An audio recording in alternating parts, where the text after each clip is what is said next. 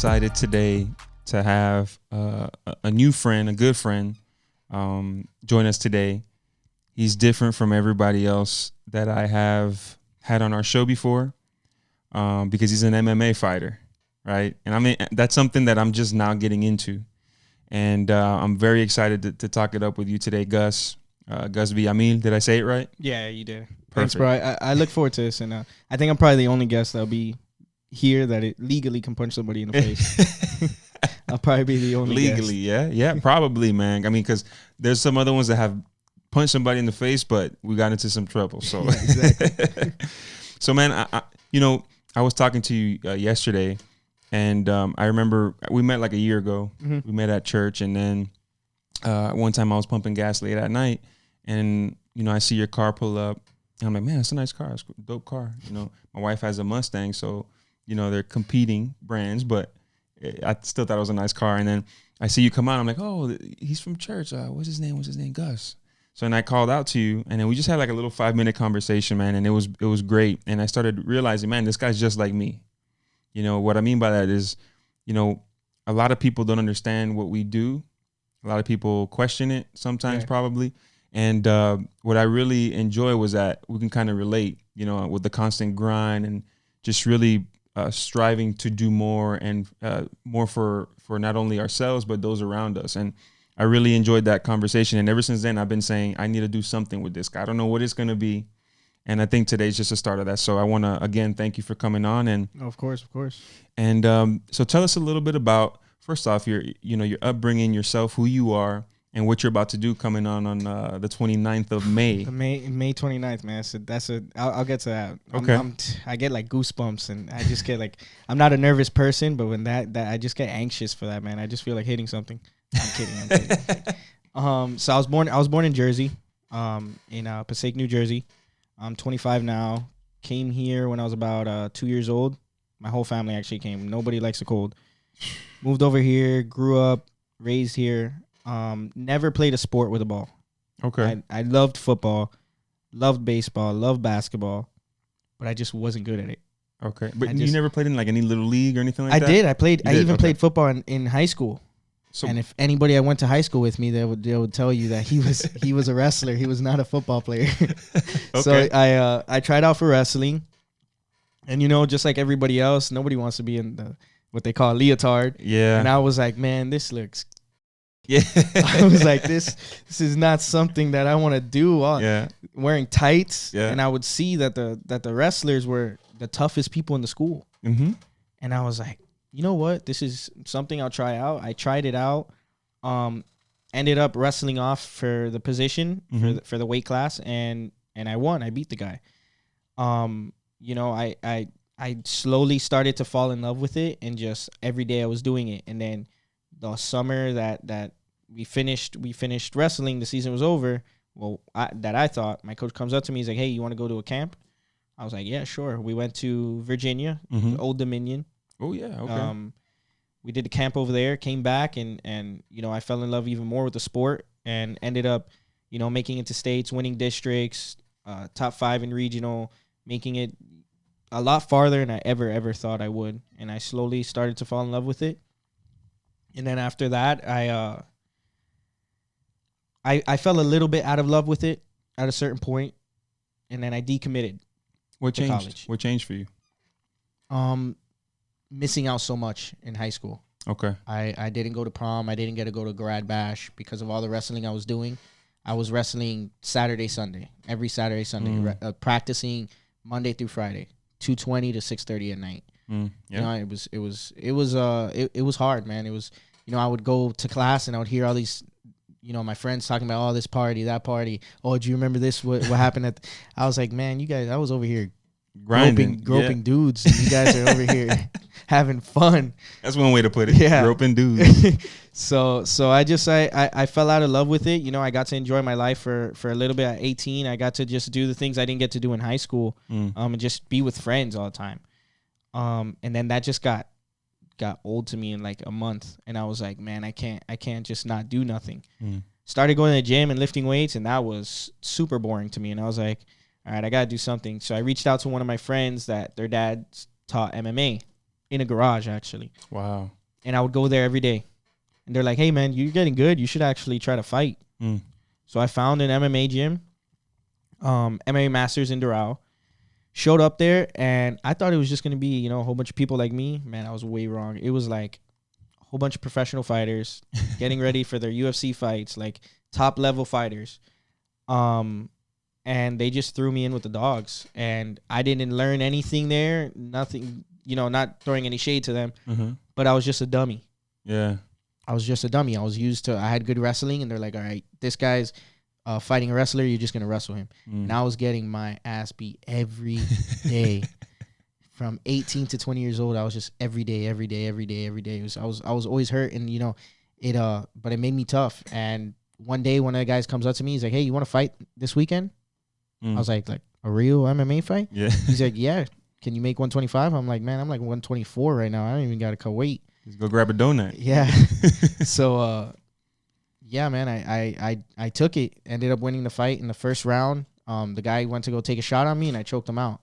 Wow. And just that feeling, that hearing your name, having your friends, your family, everybody, and your hand raised, and just it was like I've never done drugs, but I was like, man, this is like the best drug. This is this adrenaline rush. Like even wrestling in front of at states, I didn't have this feeling, and I just ever since then I fell in love with that feeling, and I was like, man, this is the best. This is the best feeling in the world. Yeah. So I've just been chasing that ever since. You know what I love about what you just said, man, is we live in a society nowadays that everybody wants to be elevated and put on a pedestal, put on a platform. And you had very humble beginnings. You said yourself from the ages of 18 through 20, you were just like the what is the sparring partner, I guess you can call it. Man, like, I was like the rag doll, right? I was a dummy. But man, like, yeah, you had your opportunity, and you're still right now. You're walking into like the greatness, right? But there was some humble beginnings. My wife said something a few years back, where quick elevation, right? When you get elevated quickly, causes for a lack of humility. You know what I mean? When you didn't have to go through that grind, when you didn't have to go through that struggle, sometimes when you're elevated, you expect that. Yeah. You think that things are going to be handed to you, but the fact that you went through that grind, man, that every great success story happens like that. For humbles the most part. Humbles you, yeah. Yeah, so I love that. And that's another thing that I love about you, man. And I know the 29th, you have a big fight. Yeah, man. It's a small step to a really big door. Yeah. Is the best way to put it. So where can we watch it? Like, tell us where on we can UFC watch. Fight Pass. UFC Fight Pass. Okay. UFC Fight Pass. I know how to go on there, but for the people that don't know, so pretty much just go on UFC.com, and at the top right it'll say Fight Pass. You go on Fight Pass, and from Fight Pass you'll see a couple fights that'll be there. I believe Titan FC actually is the only one that day. MMA is actually the only sport right now that they're doing their live events. I don't know if the day before yesterday, they actually had the UFC fights. So I think it's awesome what the MMA community is doing. Definitely. We're gonna gain a lot of fans, like the people who watch tennis, and there's no tennis right now. The people who watch basketball and haven't really watched MMA, maybe they'll tune into MMA. And I just suggest everybody to tune in, man. Yeah. It's a beautiful sport. It's not that Neanderthal sport that everybody thinks it is. There's beauty to it. It's not like it was back in the day where two people were just beating the crap out of each other and had no clue of what they were doing. Now there's technique to it. Not being the bigger, stronger, faster person doesn't always win anymore. I think that's how it should be. No, 100%. 100%. I was never big, like, I used to be big on boxing. I liked boxing a lot, but then to me, over the past 10, 15 years, it's been getting boring for my taste. And it's been more of a money grab. That's just my opinion. But I started just watching MMA where I would like tell my wife, all right, we got to watch this. Like, we got to go to a sports bar or order it or do something. Maybe about like 2 years ago. And I've been noticing that there's a lot of technique, and the fact that you don't have to be, but the successful fighters are the ones that are well versed in several different fighting styles. It's just beautiful to me that you have to be well rounded. Yeah, sometimes it does hurt me to see a dude just knocked out cold and he fall. Like, those things are a little. It's hard for me. I get a little squeamish when it's like, man, that guy has a family. You know what I mean? Even I hate blood. People hear this, and they're like, what? I can't see blood, man. I really cannot see blood, and it's true, man. I just don't like people think, oh, you have to be a savage or you have to have some. Don't get me wrong. There's people who I know that are fighters that they got a loose screw in their head and that's why they fight. But I'm not that person. I just genuinely love this. It's a sport. It's an art to me. But yeah, man, I'm not a big fan of blood. So if you get your blood drawn, What happens? No, I mean, I can't see mine. You get me? So you're looking away when the doctor's taking blood from you. Oh yeah, 100%. Oh yeah. And do you get like cold? You get cold in the chills? chills? No, I've always feared passing out. I always see these videos of getting their blood taken out and just people just falling out. Yeah. So every Tuesday I get my B12 shot. Mm-hmm. Man, I have never looked once. I'm just saying, like, I'll be like, just do it. She's like, oh, I'm gonna count down. I was like, don't do it. I'll pass out. Just do it. Just hit me with the needle. Don't even tell me. Don't sneak a peek, man. Don't do that. Yeah, I'm not a big fan of blood, man. I have a funny story actually for my first fight, the first punch thrown, and I promise you, this is God testing me. This is Him telling me, hey, you're gonna get over this fear. Yeah, I did not. It didn't work out.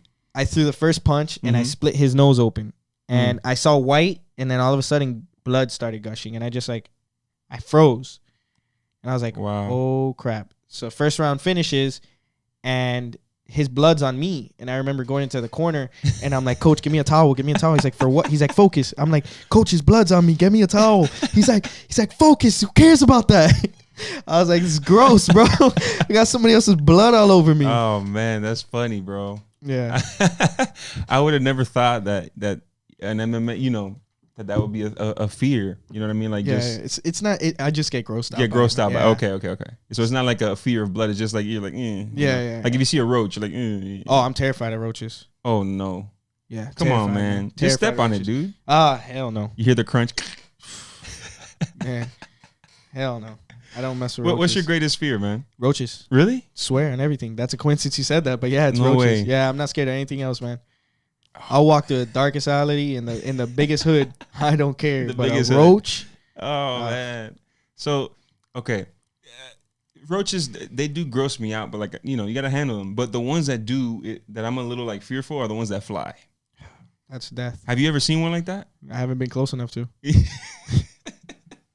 You think I'm kidding, bro? I don't play with them. Oh, dude, I'm gonna mess with you now. I've fought friends. I actually don't. I'm not friends with somebody anymore way. Because of that. What did they do though? They picked it up and tried to chase me with his bare hand. He picked it up, and I'm not friends with that person no longer. No. I don't think I've talked to him. You laid hands on them? No, I just got in my car and left, and I think I've ever talked to that person since. Hey man, y'all heard it here first. Yeah. You want to scare me out of weigh-ins? Bring a cockroach with you. So I'm gonna ask you a little. Let's go to another area because I'll keep laughing the whole episode, dude. So you're training. I've been watching your videos, dude. You're ready. You're ready, man, and I see it. I know you have a lot more work to do, but this quarantine has given you like even more time to prepare. Yeah. So from the outside in, people that watch these videos, that and see everything, see the grind. How has your journey been? How has that gone for you? It was, it started out in the way that I thought, man, this is so hard. Like, am I the only one doing this? And, talking to other fighters, I'm not the only one. This is how it is for mostly all fighters. It was at one certain point where I was working security overnight, 11 to 7. And then I would have practice at 10 in the morning from 10 to 1. Wow. And then from there, I would go home, take like a little nap, go back to practice from 5 to 9, and then go back to work from 11 to 7. I did that for a year and a half and was fighting in between. And, I would sit there and just question, like, man, why is this so hard? Why, I couldn't have a normal job because it's working in the middle of the day. So I had to work midnights. Yeah. And I was like, man, this sucks. This really does suck. But at that certain point, doors started opening and it got better. It got easier. But it's a grind, man. It really is a grind. And, in every sport, everybody suffers an injury, and certain people act different to it. And, when I had my first injury, this one, I thought my life was over. So what happened to your left shoulder? So I tore my pectoral major, my labrum and my bicep. That's why I'm missing. They shaved this down. I have 4 screws. I'm like Bionic Man now, man. This will not. They have to literally open me up and cut the ligament for it to tear again. Is what the. Any nerve issues or you're good? Nothing. I'm 100%, man. Beautiful. 100%. So when this one happened, it was hard. It was hard. I don't know if I went into that depression state, but it was just like you go into that. I'm never going to be able to fight again, especially when the doctor's telling you're not going to be able to fight again. Wow. The same. And, hearing those words, you're sitting there and you're like, you're just coming off of a big amateur win and you're going into your pro debut and you're like, what the hell am I supposed to do now? I just spent 3 years nonstop every single day sacrificing birthdays, funerals, vacations for this. What do I do now? So, I had an ex-girlfriend, bless her soul. She was an amazing person. She helped me out so much with getting over this and helping me with this. And that really helped me. She was the one to help me out throughout it. I had a fight 6 months after, won that one. Went perfect, doors were opening. Was getting ready for my pro debut, and then I tore this one. Same surgery, same injury. Did it happen like the same way? It happened the same exact.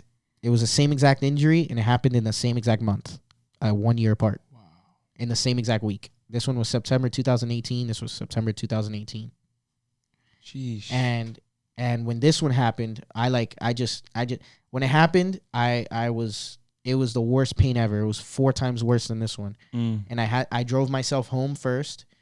And I was lightheaded. I was freaking out. More than anything, I was panicking. Yeah. And I get home and I remember my mom was there and she was going to call an ambulance for me to go to an ambulance. So I was like, no, I need to go now to the hospital. And I was just, more than anything, I was breaking down in the car because I was like, why? Yeah. Why is this happening? It happened the week that I was supposed to fight. So it happened on Monday and I was supposed to fight Saturday. So I was freaking out. I was like, why is this happening? Like, I've been good. I've been doing everything I need to. I even got to the point where I was like, man, I'm going to church. I'm doing all the things I need to do. Like, what did I do wrong to deserve this? Yeah. So I started to put a lot of blame in God at that point. And I was like, man, this is not fair. But it was for a reason. Yeah. And it was the biggest blessing. I got to focus on myself for a whole year. Do what I needed to do. Just recuperate, physical therapy, learn, being a professional athlete, the biggest part of it is recovery. And yep. I learned that the hard way, obviously. And it was a 2-year layoff and now I'm back at it and I'm better than ever, man. I feel 100%. And one thing I focus on the most is my recovery. Yeah. Recovery is key. Yeah. Recovery is key. Whether it's sleep, ice baths, Epsom salt, physical therapy, massages, I'm making sure I'm getting it done. Yeah, because before I would jump into practice and believe it or not, I wouldn't even stretch, man. Come on now. No dynamic warm up, nothing. I would jump straight into it. Put my gloves on, lace them up. Let's go. You're preaching to the right guy because I'll tell you what, man. I preach that to my clients all the time. People don't realize whether you're a person like me that trains every day or a person like you as a pro athlete or, you're the weekend warrior. No matter who you are, we all need recovery because we all have our things that we deal with. We really push our bodies. And if we're not pouring back in, eventually something's going to happen. Yeah, of course. Just like with your car. If you don't get a service every now and again, something's going to happen to that car. So, one thing I want to ask you, man, because of this whole grind that you've gone through, and I'm going to say when. I'm going to be positive. I'm not trying to diminish your opponent, but I just have a lot of faith in you. Yeah. When you win, will that make you feel vindicated for all the sacrifices you've ever made? So I'll definitely be very emotional after because it's just so much I've gone through. Yeah. Since I was a little kid, I've always wanted to be a professional athlete, and I don't know what sport it was. I just always said I want to be a professional athlete.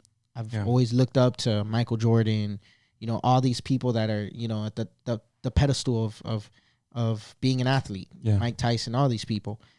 And I always said I want to be a professional athlete. I could do other things. There's other stuff I could have done, but I wouldn't be happy doing it. I've always said I've wanted to become a professional athlete, and I'm achieving that now. And me winning this fight is definitely gonna, it's gonna make me emotional because I've gone through so much to get to that point. But I know that is just the first step to a huge hallway. I'm walking through that door, but there's a long journey ahead of me. Yep. And I'm excited for it, man. As long as I do the right things, have faith in God, and I know it's going to be a good long walk. All the greats, what separates them in my eyes is that once they accomplish something, they don't just rest on their laurels. They're like, what's next? What's the next challenge? Exactly. And I'm not looking past this, but I know there's more. There's more to it. Yeah. What fuels you, man? What drives you to walk into this what you feel is your purpose? A lot of people doubted me and told me not to do this. A lot of people, even family, Yeah. and they tell me you don't need to do that. There's no reason to do that. You know, you're doing this for no reason. And they don't understand. Like, this is, to me, fighting is everything to me. Fighting is saved my life. Fighting is a lot to me. I wake up and it's what I think about. I go to sleep, it's what I think about. I love it. It's something that fuels me every single day, motivates me to get up. And you know, I just, after that fight, it's doubt me now. Yeah. The train left. I love it, bro. I got goosebumps, dude, because the thing is that, like I told you, man, we're cut from the same cloth. A lot of the things that I've gone through and I've done in my life is because of that same reason. It's like, why are you guys telling me that? Because now I'm going to want to do it more. Exactly. You know what I mean? Exactly. And people don't understand that. They don't get it. They say it. They're like, why are you doing that?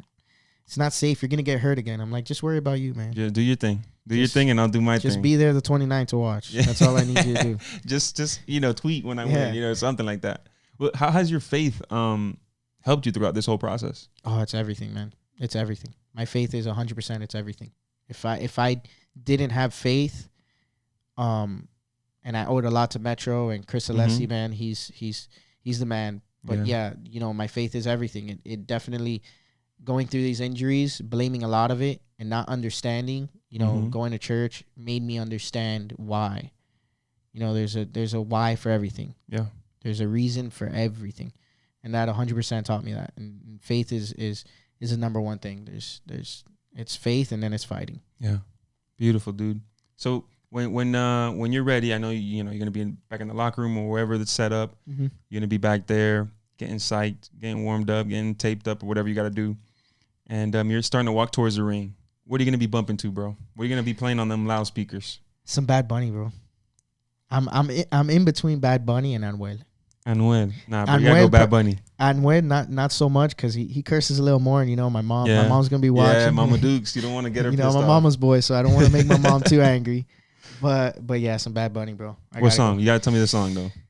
The song, I'll be honest, I can't remember the song. Actually, it does curse in the first get the clean version, bro. If that worries you so much, just get the clean one. Get the clean one. I forget the name of it. I'll play it for you after. But okay. I always forget the name of it. But yeah, it's Bad Bunny and I think El Alfa. But I'm not sure if El Alfa is in it. Is that the Dominican one? Mm-hmm. Oh, that's my jam, bro. La Romana. I can't remember. That he starts off and then halfway through the song it goes into the main key to the song. Yeah. The reason I got it is because in the beginning it goes, "I'm ready 24 hours." That's the first thing they say in the beginning. So that's like, to me, that's what catches me. I can't remember now, but I'm guessing that's the one. I think that's the one. Maybe I'll see. Okay. After. I like it though, man. You gotta get everybody excited, man. Yeah, man. I'm not one. It's never happened to me in my fights and in even when I wrestled. I don't get nervous, and it's always been one of something that scared me. Like, why am I not nervous? Yeah, I get anxious. I'm there. I enjoy the moment. There's a lot of fighters, and I tell them all the time, enjoy the moment. Enjoy walking out. Enjoy hearing the people say your name. Like, you guys don't. You let that. You just run out there and you're ready to fight, and then you don't remember the other stuff, man. Just like basketball players, you see they give fives, they sign stuff. They remember that for the rest of their lives. Yeah. They'll forget some of these games, but they'll remember the crowd screaming their name. Yeah. Just enjoy that process. Walk. I don't sprint out. There's people that sprint out. They get their heart rate up, their adrenaline pumping, and then you get into that cage, the door closes, and your adrenaline's going boop. Yep. It's calm, cool, and collected. You have perspective. It's good to have that perspective. Not everybody has that. There's so many people that have so much gifts and talents and abilities to accomplish so many things in this world. Yeah. But they're so hard on themselves, and they take things too serious. And I know there's a seriousness that you have to take your craft. Yeah, of course. Like, you have to put in the work. You have to respect the sport that you're playing and respect the people that are a part of it. You're not bigger than the game. We all know those things. Those are like rules that apply to all the sports.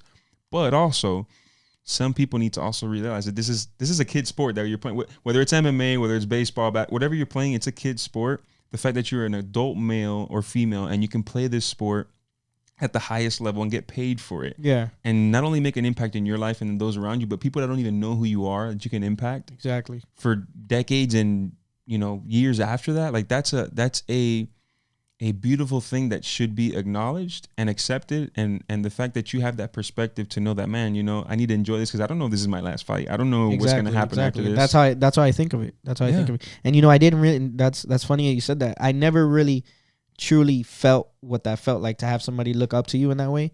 And now on Instagram, I'll have people messaging me, telling me, "Hey, I've been following you since you were an amateur." Wow. And I'm like, that's dope, huh? And they're like, you know, it's awesome what you're doing. It motivates me, and I'm like, yeah, they're counting on me.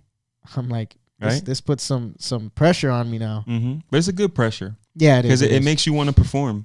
You know, you don't know there's a kid that wants your autograph or something. Exactly. You got to perform because maybe that's the only time they see you. It's happened where I'll go to right before quarantine happened. Mm-hmm. I went to a restaurant, and a kid was like, "Hey, I follow you on Instagram. You're a fighter." And I was like, I was like, man, that's awesome. That is so cool. And I was alone, and I was like, man, no one's gonna believe this. I was alone. They're gonna think I'm lying. He was like, hey man, no one's gonna believe that somebody knew me. Are you kidding me? I was like, damn, where's people when I need them? So I'm gonna give you 3 questions, right? Yeah. We'll take this thing in for a landing. I'm gonna give you 3 questions. It's like a kind of like a would you rather deal. All right. Okay. So if you had one dream fight against any MMA fighter that has ever lived, or not that has ever lived, but the ones that we know, right? Because there's some people that they just never, you know, were famous or whatnot. I already know who. Who? Henry Cejudo, but he just retired. He just, dude. You think he'll come back?